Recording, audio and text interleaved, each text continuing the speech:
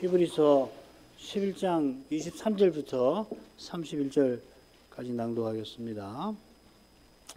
믿음으로 모세가 낳았을 때 그 부모가 아름다운 아이임을 보고 석 달 동안 숨겨 임금의 명령을 무서워 아니하였으며, 믿음으로 모세는 장성하여 바로의 공주의 아들이라 칭함을 거절하고 도리어 하나님의 백성과 함께 고난받기를 잠시 죄악의 낙을 누리는 것보다 더 좋아하고 그리스도를 위하여 받는 능욕을 애굽의 모든 보화보다 더 큰 재물로 여겼으니 이는 상 주심을 바라봄이라. 믿음으로 애굽을 떠나 임금의 노함을 무서워 아니하고 그 보이지 아니하는 자를 보는 것 같이 하여 참았으며, 믿음으로 유월절과 피 뿌리는 예를 정하였으니 이는 장자를 멸하는 자로 저희를 건드리지 않게 하려 한 것이며, 믿음으로 저희가 홍해를 육지같이 건넜으나 애굽 사람들은 이것을 시험하다가 빠져 죽었으며, 믿음으로 7일 동안 여리고를 두루 다니며 성이 무너졌으며, 믿음으로 기생 라합은 정탐꾼을 평안히 영접하였으므로 순종치 아니한 자와 함께 멸망치 아니하였도다.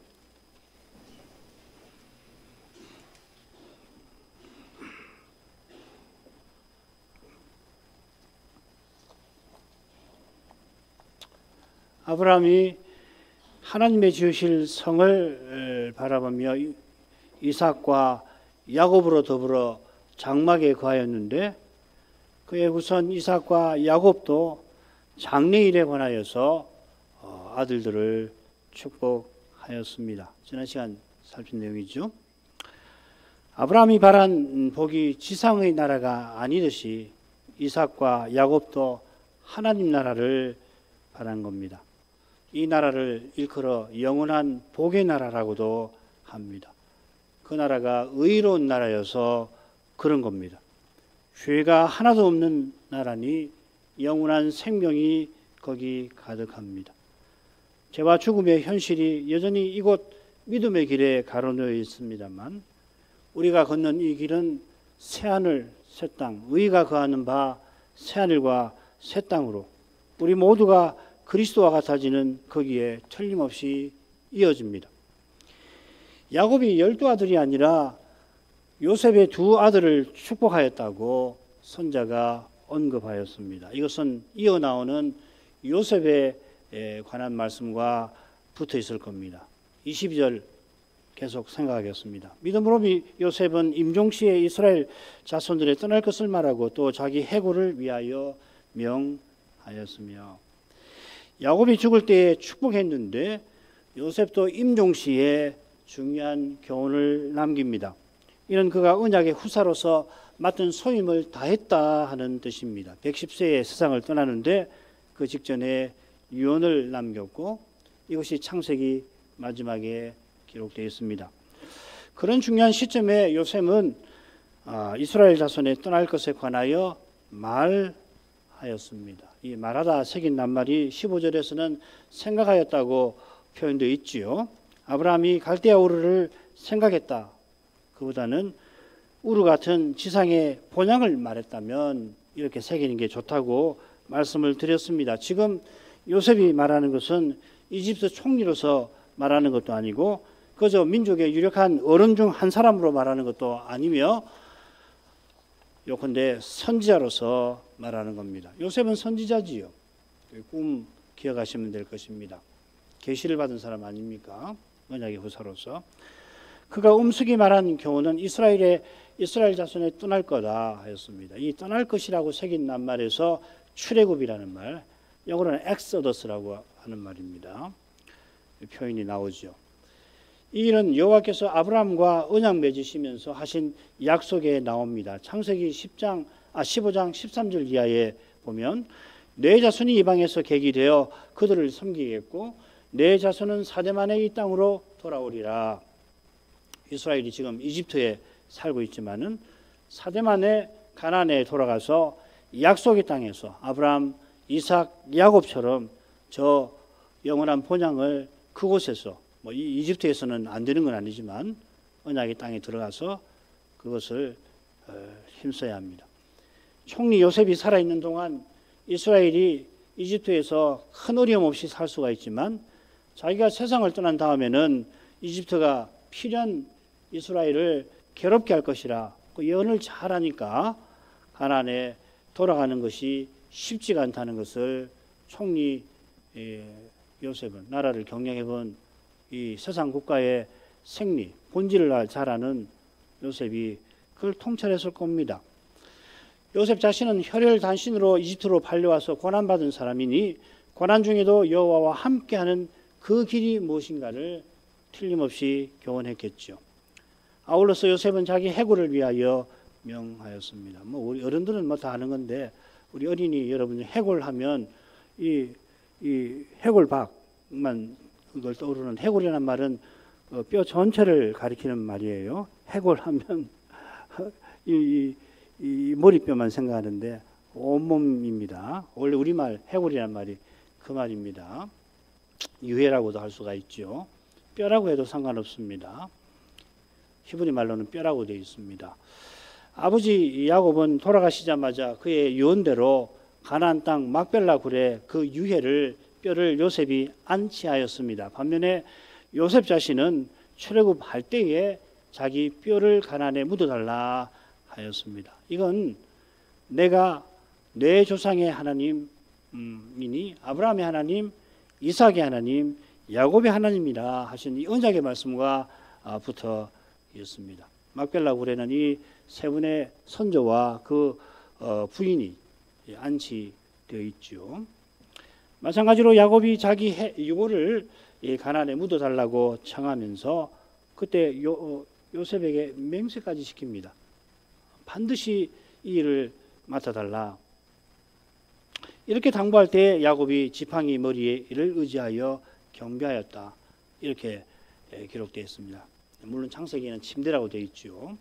같은 표현입니다. 히브리서 11장 21절 후반절에 지팡이 머리를 의지하여 경배하였다 그랬잖아요. 그러면 상반절보다 시간적으로 앞서는 거죠. 이 사건이 있고 지팡이 머리를 의지하여 경배하면서 내 유해를 가나안에 묻어달라 하고서 그 다음에 요셉의 아들들을 축복했단 말입니다. 순서를 바꿔놨어요. 이 일이 얼마나 큰 일인지 야곱이 모르지 않습니다. 어마어마한 국가적 행사였죠, 그죠? 야곱의 매장이 요셉에게 큰 부담이 된다는 거 자기도 부족장인데 모르지 않지요. 그런데도 맹세까지 하며 부탁하였습니다. 왜 그런가? 하나님 언약을 이루려고 한 겁니다. 이는 인종시에 이스라엘이 떠날 것을 당부하면서 아브라함과 이삭과 야곱에게 맹세하신 땅에 이르게 하시리라 요셉이 말한 데서도 잘 드러납니다. 야곱이 세상을 떠나고 하나님의 언약은 그의 12아들을 통해서 특별히 유다를 중심으로 이루어져 나갈 것입니다. 그리고 이 새로운 시대는 출애굽으로부터 시작될 것입니다. 오늘 읽은 말씀으로 가죠. 족장의 시대에 이어 출애굽 시대를 선자가 다룹니다. 두 시대는 똑같이 믿음으로라고 하는 표현이 7번씩 나온다고 말씀드렸습니다. 모두 7번인데 여기 오늘 읽은 6번째와 7번째 보면 시간상 순서가 바뀌었죠. 라합의 구원이 7번째로 나오는데 여리고 심판 6번째 나오는 것보다 시간상 앞서죠, 그죠? 여호수아 2장에 나오고 그 다음에 여리고 사건은 6장에 나옵니다. 선자가 이 시간 순서를 혼동했겠습니까? 그거 이야기하는 학자라고 하면서 성경이 순서가 어떠니 정하지 않느니 그런 망을 하는 사람들이 학자로 자임하는데 선자가 그걸 모르겠어요. 삼척동자도 교회 다니면은 삼척동자도 알 일을 이렇게 순서를 바꾸는 데는 사건의 의미를 강조하는 거죠. 아까 그 야곱의 기사도 마찬가지 아닙니까? 순서로 봐서는 21장 상반절이 하반절보다 뒤에 나오는 건데 왜 그걸 이 순서를 바꿨느냐? 요셉 이야기하려고 그러는 거 아니에요. 이런 걸 가지고서 시비를 건다는 것은 참 악한 마음일 수밖에 없어요. 성경을 너무도 모릅니다. 학자라는 사람들이.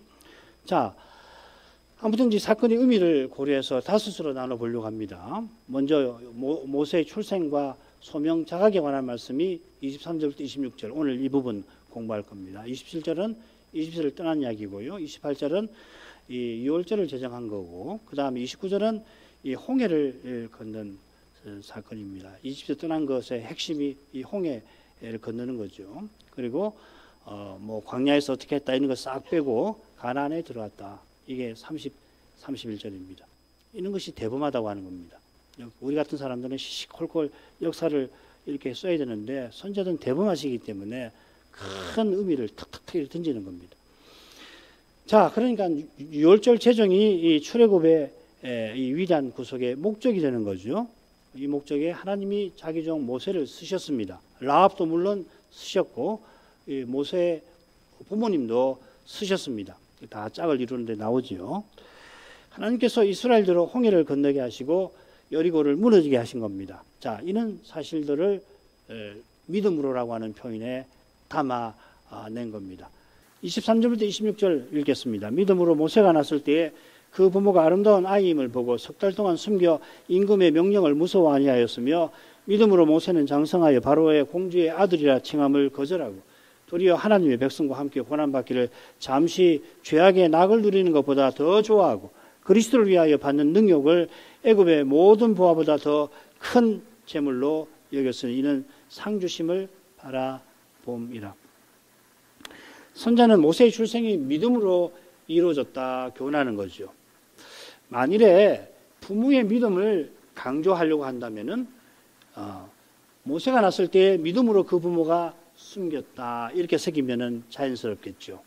그런데 우리 성경은 원문대로 적절히 번역이 되어 있습니다. 사실 한글은 수동태를 잘 쓰지 않아서 부모가 숨겼다고 새긴 것 같은데 실은 모세가 났을 때 그가 부모에 의해 숨겨졌다 이렇게 되어 있습니다. 모세가 믿음으로 숨김 받았다. 어색하시지요. 그처럼 믿음으로는 믿는 개인보다 믿게 하시는 하나님을 가리키는 표현입니다. 믿는 사람과 믿지 아니하는 사람이 같을 수가 없고 심지어 둘의 삶이 천량지차가 납니다마는 그 어마어마한 차이가 사람 자체에 나오지 않고 믿는 사람 자체에 나오는 게 아니라 믿게 하시는 하나님 은혜에 달려있는 겁니다.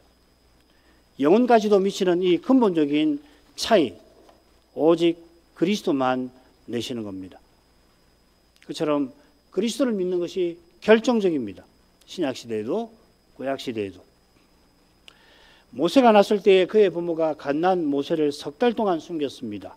바로가 사탄적인 미움에 이스라엘을 멸하려 했기 때문입니다. 처음에는 국고성이라고 하는 것은 국가 비상사태를 대비해서 이 식량이나 무기를 저장하는 성입니다. 기근 때에 식량을, 또 전쟁을 하려면 식량이 필요하고 무기가 필요하니까 그 저장하는 성이 국고성입니다. 비돔과 람셋이라고 하는데 만들었지요. 그 얼마나 학대를 했습니다마는 그건 죽어버리라고 하고서 우리 종노릇이 하다가 결국은 죽어버려라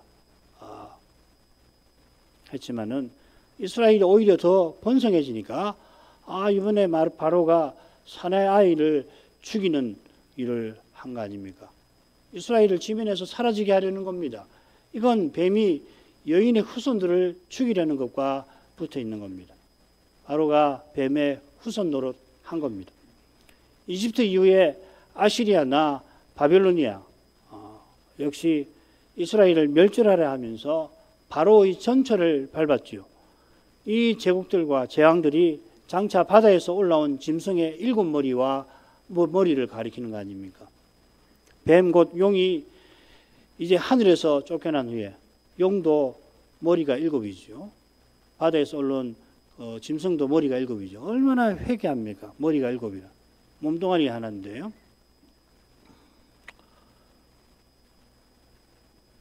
땅에 있는 여인 교회를 핍박하려고 늘 기회를 엿보고 있습니다. 마침내 지금 마귀를 묶어 놓았던 결박이 풀리면은 바로보다 훨씬 혹독하게 교회를 없애려 하겠죠.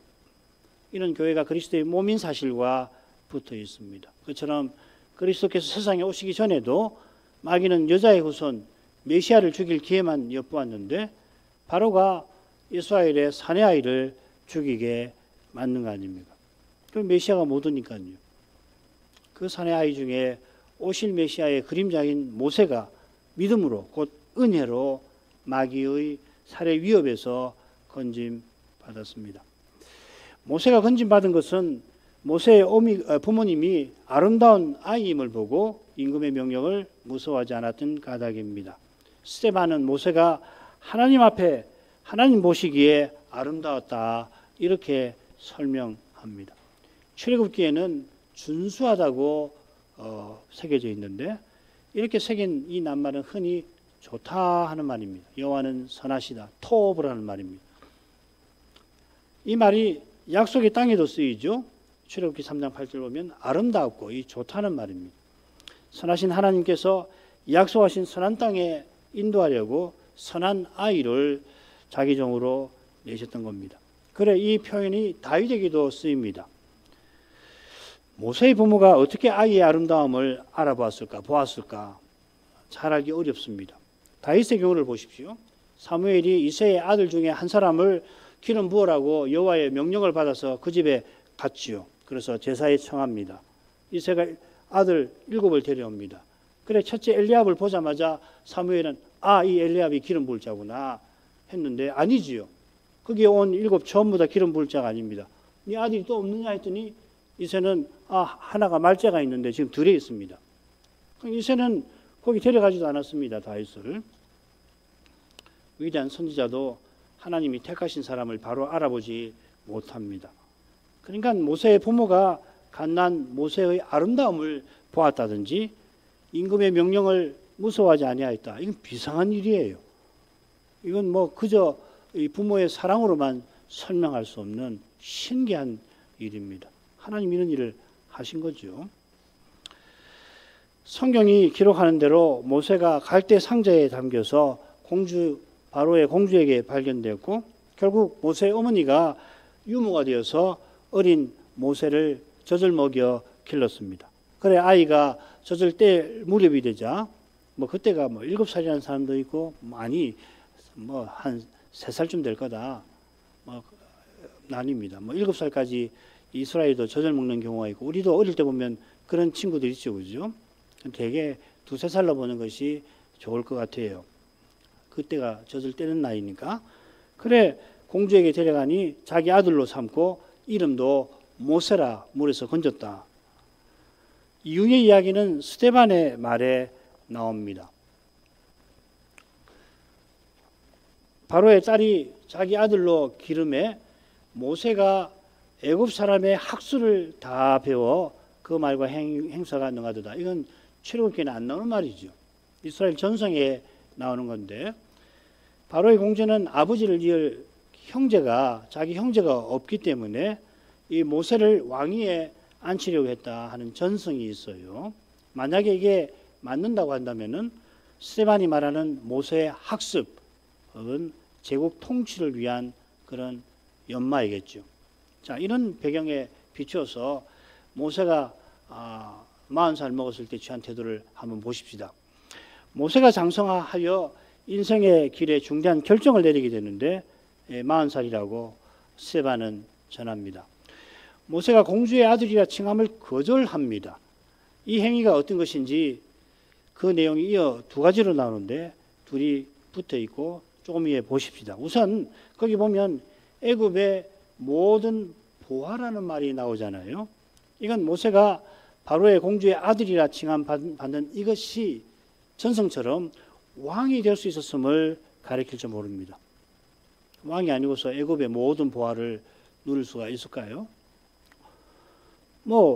왕이 아닐지라도 어마어마한 거죠. 그 왕자로서도 어마어마한 부여를 재물을 누릴 수는 있겠죠.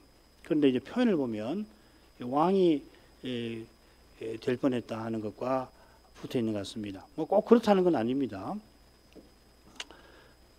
그렇다면은 이 전성이 맞다면 그가 거절하는 것은 대제국의 왕이 되는 건데 이건 실상 세상을, 온 세상을 뒤로 하는 겁니다. 그가 대제국의 왕위를 거절한 것은 영원한 제국을 얻고자 합니다. 이 제국을 우리도 얻고자 하는 거 아니에요. 우리는 어떻게 얻습니까? 우리가 왕자로서 얻는 거 아니에요. 우리가 이 제국을 상속하는 거예요. 성경이, 신약이 그걸 분명히 이야기하지 않습니까? 우리가 하나님 나라를 상속한다. 이어 나오는 표현은 절묘한 줄거리로 심오한 교훈을 담습니다. 오문대로 제가 배열을 해봤습니다. 그러면 서로 짝을 이루는 표현이 뭔지 잘 드러나죠. 더 좋아했다, 더 크게 여겼다. 하나님의 백성과 함께 고난을 받는 것, 그게 이제 그리스도를 위하여 능력을 받는 것이고, 잠시 제약의 낙을 누리는 것하고 애굽의 모든 보화를 누리는 것하고 짝을 이루지요. 성경은 이렇게 멋지게 되어 있습니다. 정말 놀랄 정도로 이 문학적으로도 탁월합니다. 모세가 오히려 더 좋아했다 그렇게 했는데, 이 좋아한다고 새긴 낱말이 1차적으로는 택한다는 말이에요. 바울이 만일 택할 수만 있다면 당장 떠나서 주와 함께 있는 그 편을 택하려고 하는데, 그런데 살아서 교회를 위해서 고난받는 그 편도 이것도 좋은 것이거든요. 그래서 어떤 걸 가릴는지 어떤 걸 택할는지 모르겠다. 그때 쓰는 말입니다. 그러니까 둘 다 바울이 생명을 기꺼이 버릴 만큼 좋아하는 거 아니에요. 떠나서 주님과 함께 있는 것이나 교회를 위해서 생명을 쏟는 것이나 둘 다 목숨을 버리고 쏟는 것이거든요. 그만큼 좋은 것이라 어떤 것을 택해야 될지 모르겠다 했습니다. 그러니까 모세가 바울과 같은 심정으로 믿음으로 택한 것입니다. 그리고 그가 택한 것은 하나님 백성과 함께 고난받는 것이죠. 출애굽기와 스데반의 증언은 모세가 어떻게 백성과 함께 고난을 받고자 했는지를 잘 보여줍니다. 이게 출애굽기는 무슨 재미난 일화 같이만 보이지만 거기 담긴 내용은 매우 깊습니다. 선지자가 그걸 우리에게 교훈해 주는 거죠. 모세가 자기 형제들에게 가서 그들의 고역함을 보았다 이렇게 간단하게 되어 있어요. 이 고역이란 말이 바로가 이스라엘을 말살시키려고 국고성을 짓게 만든 그 일을 가리킵니다. 그래서 고역이라고 번역이 되어 있습니다. 스데반은 그 형제 이스라엘 자손을 돌아볼 생각이 났다 이렇게 표현했습니다. 이 돌아본다는 말이 아주 흥미로운 말이에요. 이건 그리스도와 장로가 또 하나님과 사도와 장로들이 교회와 신자들을 신방하는 데 사용되는 말입니다. 여기서 장로라는 말이 나오고 명사로 쓰면 신방이라는 말 혹은 장로라는 말이 영어의 장로라는 말이 여기서 나옵니다. 모세가 제국의 왕이 될 지위를 거절할 만큼 마치 중보직분자처럼, 사실은 모세는 중보직분자죠. 중보직분자 정도가 아니에요. 구약의 그리스도 아닙니까? 그래서 고린도전서 10장에 보면은 이 그리스도, 구약의 그리스도로, 그래서 구약 백성은 모세와 연합하여 세례를 받았다. 그렇게 표현하지 않습니까? 그러니까 다른 중보자들도 선자들도 많고 왕들도 있지만 모세와 견주지 못하는 거예요. 그런 심정으로 백성을 돌보려고 했다는 겁니다. 40살이에요. 자기 백성이 노역하는 데 가서 보니까 이집트 사람 감역관이겠죠. 자기 백성을 치는 걸 보고 그를 너무 심하니까 죽여서 모래에 감추었습니다. 스데반은 이런 행위가 거룩한 사명을 이루려고 하는 심정에서 행한 거라고 이어 증언합니다. 사도행전 7장 25절, 저는 그 형제들이 하나님께서 자기의 손을 빌려 구원하여 주시리라는 것을 깨달으리라고 생각하였으나 저희가 깨닫지 못하였더라. 이런 사명의식을 가지고서 모세가 형제에게 가서 형제를 돕느라고 그만 사람을 죽였다 이 말이죠. 그러나 자기 백성은 그걸 알아보지 못했다 이렇게 되어 있습니다. 모세가 책임 없다는 이야기는 아니에요.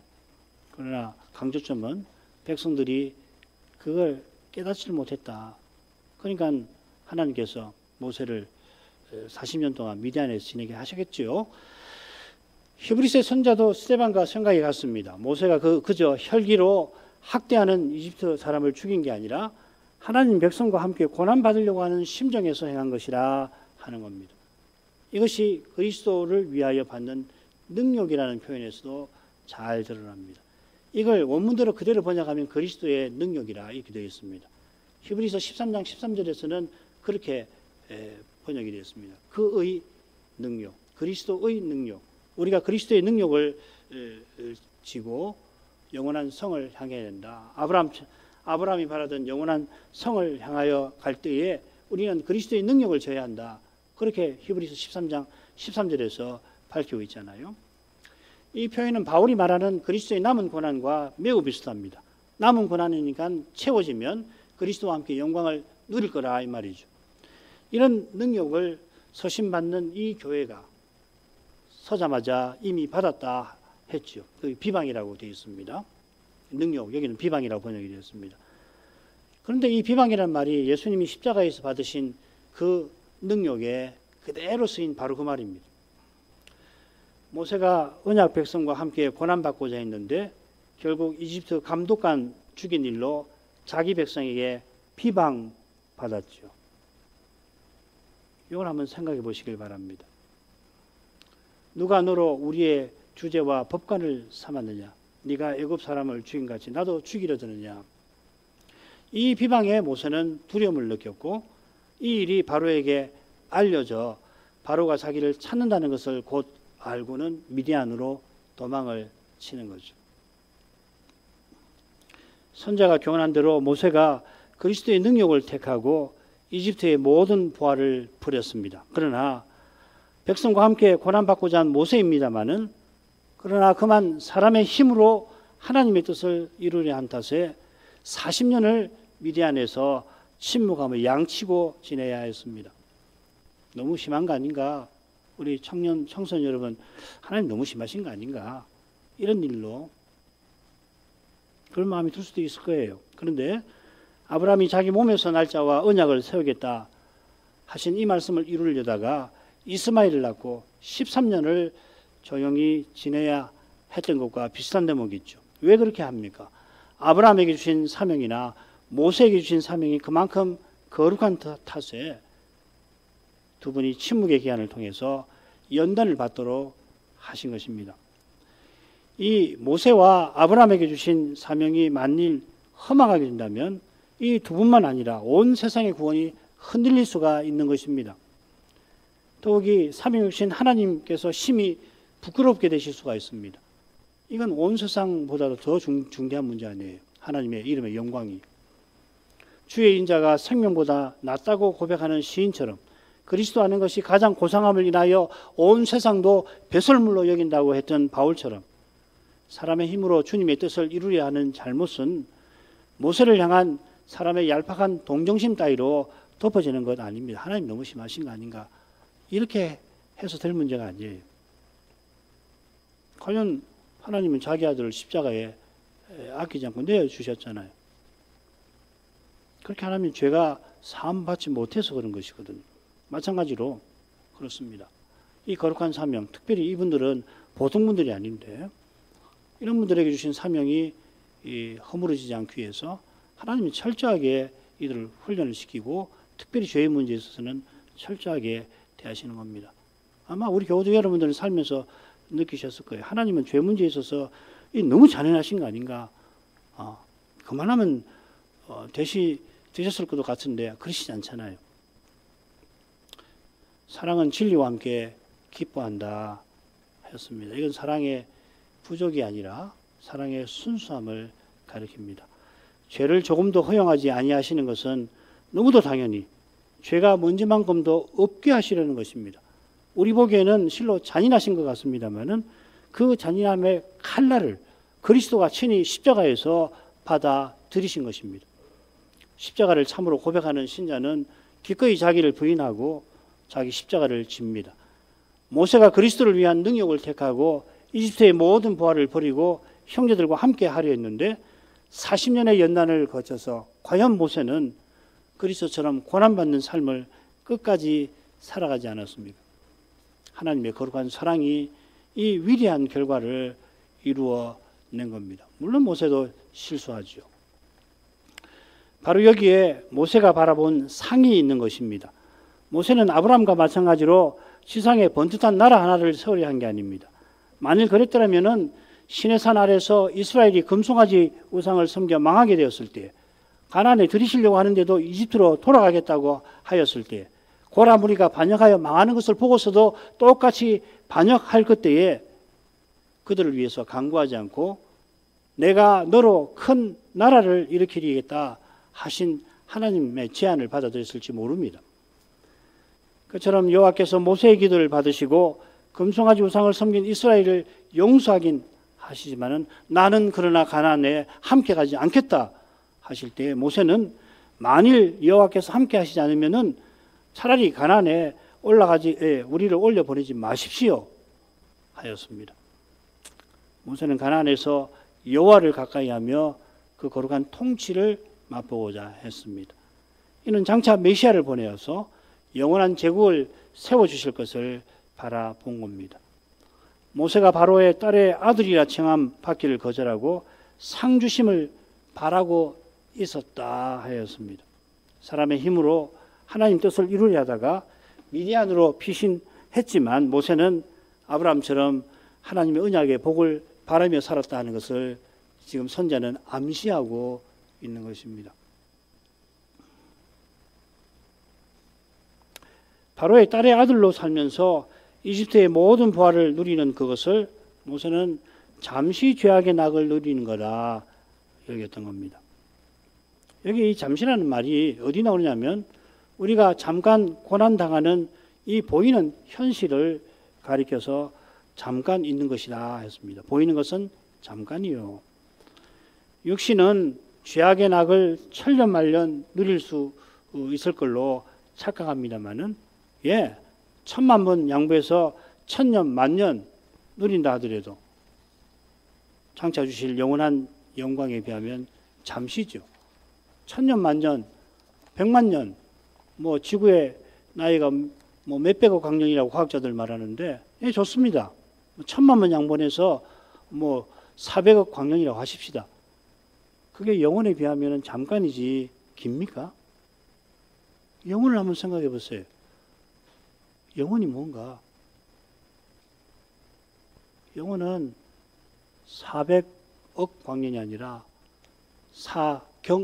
4경년 광년이라고 할지라도 4경 광년이라고 해도 영혼에 비하면 잠깐인 거예요. 하나님 우리에게 주시려고 하는 건 얼마나 큽니까? 하나님 우리에게 주시겠다는 복은 얼마나 놀라운 것입니까? 땅에 매여가지고서 눈에 보이는 것이 늘 가득하니까 우리가 자연히 이 땅의 기준으로 우리의 구원도 하나님 복도 생각하기 쉬운데 말씀의 빛을 받아가지고 특별히 예배에서 영원한 영광, 하나님이 영원하신 분이라는 것을 볼 때에 생각이 바뀌는 거예요. 더욱이 우리가 살아가는 이 일생이라는 게 그야 잠시 아닙니까? 더욱이 게다가 이 죄악의 낙이라고 하는 것은 대개가 찰나적입니다. 마약을 생각하면 됩니다. 금방이죠. 순간의 쾌락 아니에요. 그런데 이런 낙은, 죄악의 낙은 특별히 누린 즉시로 마음을 공허하게 만들어서 더 욕망의 종이 되게 하는 거예요. 왕이 되어서 나라의 온갖 부활을 누린다 하더라도 전도자의 교훈처럼 이것도 헛됩니다.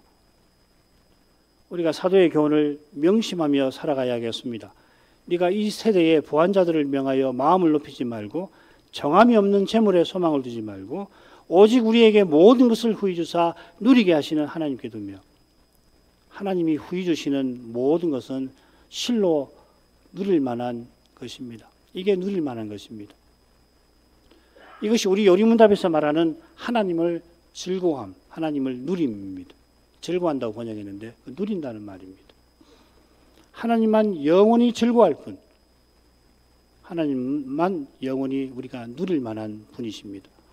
다른 모든 것은 특별히 하나님 주신 선한 것은 이 영원한 목적을 위한 수단에 불과합니다. 이거는 쓰는 것이에요. 이 땅에서 주시는 모든 것은 쓰는 것입니다. 사라지는 겁니다. 쓸 기간 동안 쓰라고 주시는 거. 그래서 잠깐 후면은 사라지죠. 이 땅에서 재물을 아무리 모은들 그거 갖고 하나님 나라 갖고 하는 거 아니지 않습니까? 지식 아무리 많이 쌓아서 그거 가져가서 천국 가서 내가 이만큼 똑똑합니다 자랑할 것 같습니까? 어림없죠. 그때 우리가 가질 지식은 지금 이곳에서 축적하는 경험, 사고의 실험과 경험을 통해서 뼈 빠지게 노력해서 겨우는 그 지식하고 수준이 다른 거 아니에요.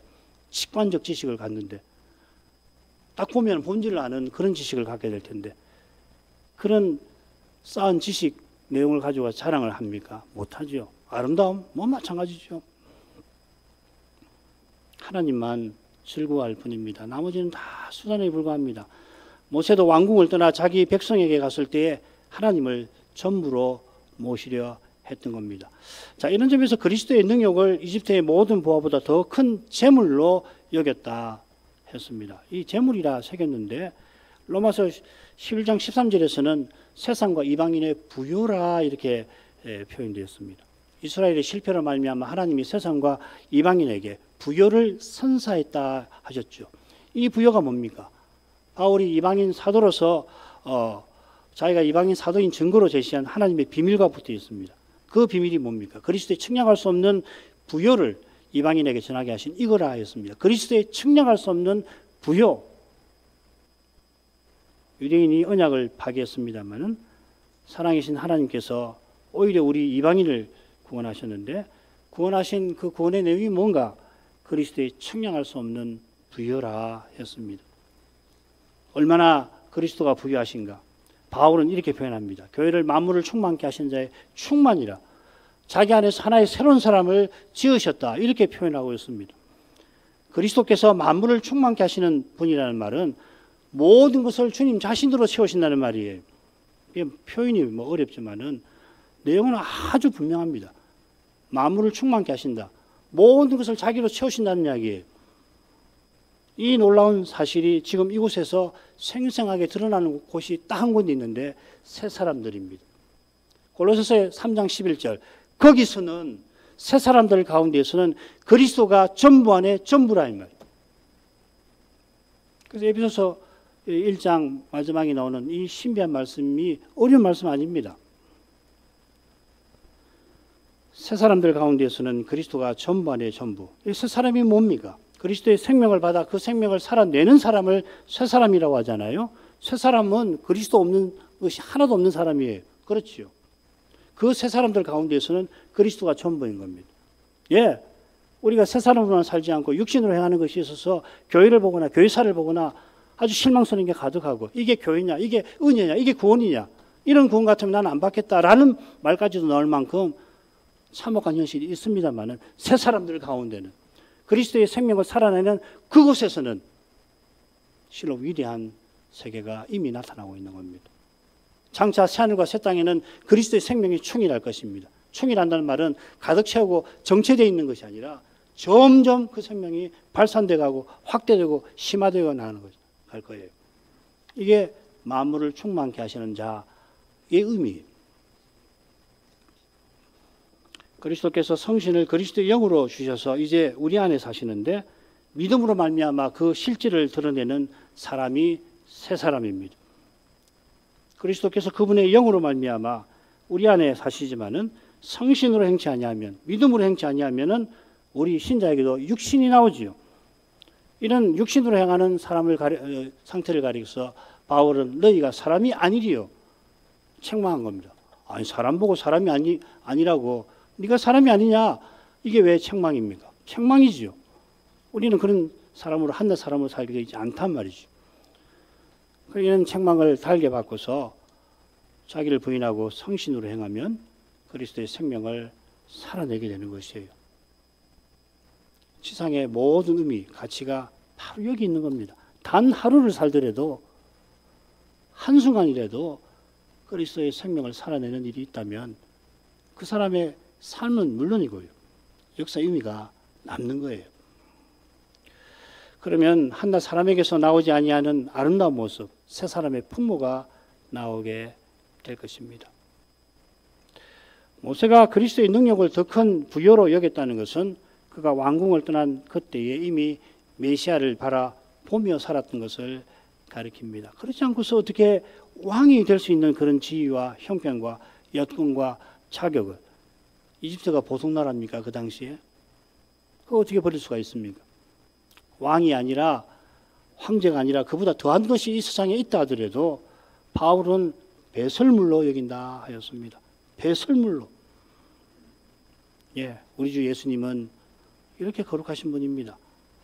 이렇게 거룩하신 분이니까 살든 죽든 이 몸에서 그리스도가 존귀되시게 하지 않을 수가 있겠습니까? 기도하겠습니다.